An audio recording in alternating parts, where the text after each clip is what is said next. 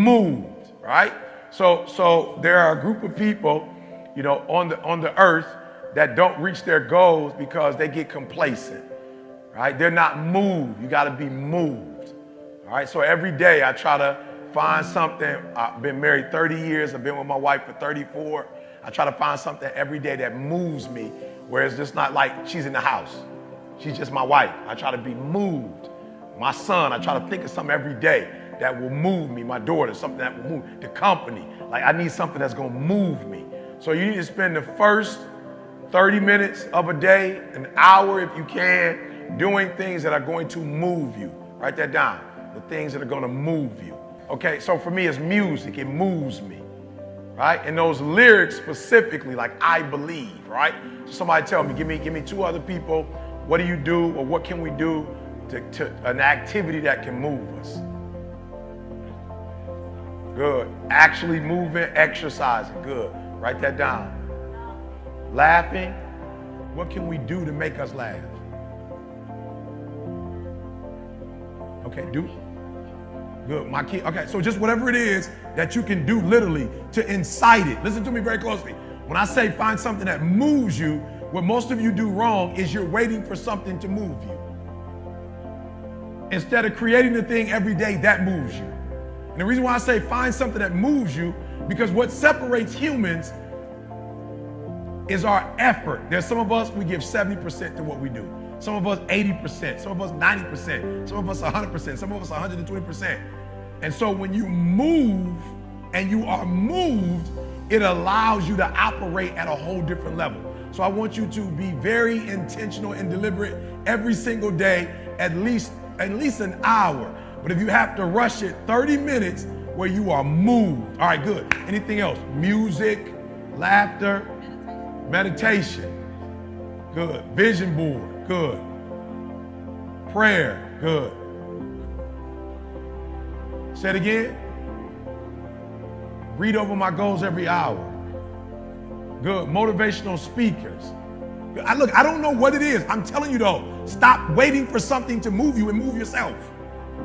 Like every day, move yourself. So in the morning, move yourself. In the afternoon, move yourself. At night, move yourself. How many of you, honestly, you've gone throughout the day or an entire week where literally you were like, yo, I'm just being real, I wasn't moved. I wasn't moved like that. Let me see your hand. A day you want. Good. Stop. Do me a favor. Stop waiting for life to move you and you move you.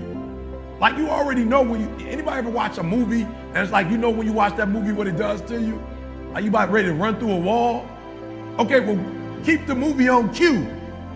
I'm just being real. Keep the movie on cue when you feel down. Hit it. Like be very intentional and very deliberate about moving yourself. That's number one. Look, the only difference between you and I is passion. That's it. Most of you are probably more intelligent than me in this room. You are. You're probably more gifted naturally than I am. But what separates us is that I'm moved. And you feel it when you watch my video. You feel it. And after you watch it, you're moved. You're ready to run through a brick wall. I'm able to put you through a brick wall. I'm able to give you energy and strength because I have it and I'm not waiting for nobody to give it to me. I'm intentional and deliberate at the first hour of my day of saying, let's go. So many of you are moving and you're moving on 70% or 80. So what happens to you is you're average or you're good, but you're not great or phenomenal. And if you could find whatever your greatness is and be that consistently. Good. All right, talk to me in the rooms. How many of y'all know you know what your greatness is? Let me see your hand. You know what your best day is. You know what that looks like when you high. Let me see your hands. You high. You know what that looks like. Hands down. How many of you are like that 2 days out of the week? Let me see your hand. Like eat probably about 2 days. How many of you 3 days out of the week you like that? How many of you 4 days out of the week you like that? How many of you 5 days of the week you're like that? How many of you 6 days of the week you like that? How many of you 7 days of the week you like that? Good. So here's what's happening. What's happening is you aren't you regularly. You aren't you. I don't really know what's happening, what's getting in your way, but you're not you. And so what I got to do is I got to get you to a place wherever your greatness is, I need you to stay there. Does that make sense? Like you hate when you're in the States, like you hate when you recruit a player and they can give you 22 and 10 and 5, but then on the day you need them, they're not giving you nothing. You're like, hold up, like I recruited you on what I saw. I need to see this on a regular basis. So I'm not really sure what's distracting you, but I hired you, I married you. Come on. How many of us got in relationships? I mean, that person wowed you. And 4 or 5 years later, you was like, whoa, I'm not getting the same feeling when I'm just being real. You like, yo, I hooked up with you on some stuff you showed me, like you made me feel a certain way. I don't feel like that today. Does that make sense? Come on, does that make sense? So I'm able to be in a state of marital bliss because I know it moves my wife, and I'm trying to do that on a regular basis. Like I'm trying to recreate that every single day. I'm not on no, I'm gonna do it on Monday, Wednesday, and Friday. Why? Because somebody else might do it the other days. Oh, you're not hearing what I'm saying? I'm not trying to wow my wife on Monday, Wednesday, and Friday so some other dude can come do it on Tuesday and Thursday and the weekends.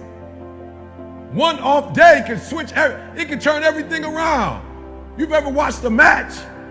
You ever watched a match before? One point could change the course of history. Just one extra point. And so here's what I want you to do. When you get home, I want you to write down like yo, I flew in here last night. I got 3 hours of sleep. I went upstairs, I said, give me one thing. It starts at 8. I got here like 7:45, 7:50. I said, I just need one thing. I just need to take a shower. Just give me a shower. They're like, but E, you only operating on 3 hours of sleep. You was up like 3 or 4 o'clock in the morning because it was your daughter's birthday. Like, go take an hour. I'm saying, I don't need no time. I know what my best is. I'm going to come downstairs and do my best. Like, I already know what it looked like. I already know what it feels like. I've done it before. I see it. Just give me the mic. That's all I need. I don't need no sleep. In my mind, I know what my best work is. In my mind, I know what my best performance is. In my mind, I know the content. And I've actually spoken here more when we're in the States, because in the States, everybody kind of knows everybody, so I don't have to work as hard. They put me on like, you got to go an hour here, 2 hours here. You got to end it. No sleep. Let's go. Why? I know what my best looks like, and at any time I can produce it. Your problem is you know what your best is, but you can't produce it consistently. You're your biggest problem. So I want you to write down your best day right now. What does that look like? What does it feel like? Like when you at your best, what does it look like? What does it feel like? What does it smell like? When you at your best, write it down. What does that look like? What does it taste? What does it feel like? All right, then I want you to ask, what do you attract when you're there? What do you attract? Right? So I'm listening to that song, and I've got a song that I listen to by Tasha Cobbs. I'm getting ready. Right? I'm getting ready. Watch this. So let's go over those lyrics real quick. I want to show you something real quick. I'm getting ready, right? Watch this. So the first word, and here's the challenge, is most of you are not ready for what you wrote down, what you want. You're not ready for it. So my grandma used to tell us all the time, like before she cooked, she cleaned. She brought out the best china when the company would come. She actually, it was weird. It's not like cooking today. My grandma would actually prepare the house. She would get the house ready for cooking.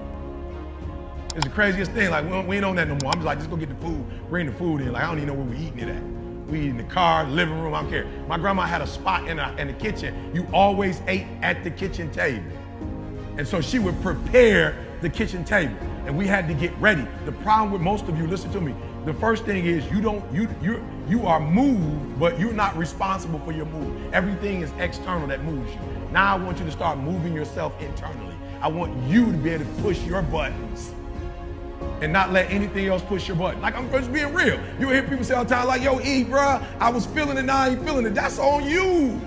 Like, you control your feelings. Don't nobody else control your feelings. So when you tell me I ain't feeling it no more, it don't got nothing to do with something internal, external. It's something internal that you ain't pushing no more. It wasn't a car or a house that pushed you. You push you. Let me say it one more time. It wasn't the house or the car or the money that pushed you. You pushed you, but you told yourself it was those things. It wasn't those things. Those are inanimate objects. Inanimate objects don't push you or move you. You push you, you move you. So if you're not being moved, that's on you. You're doing something wrong.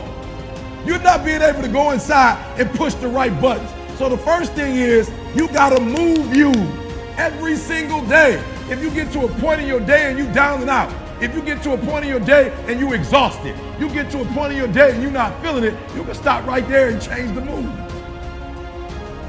Nothing controls you. Come on, say it with me. I control me.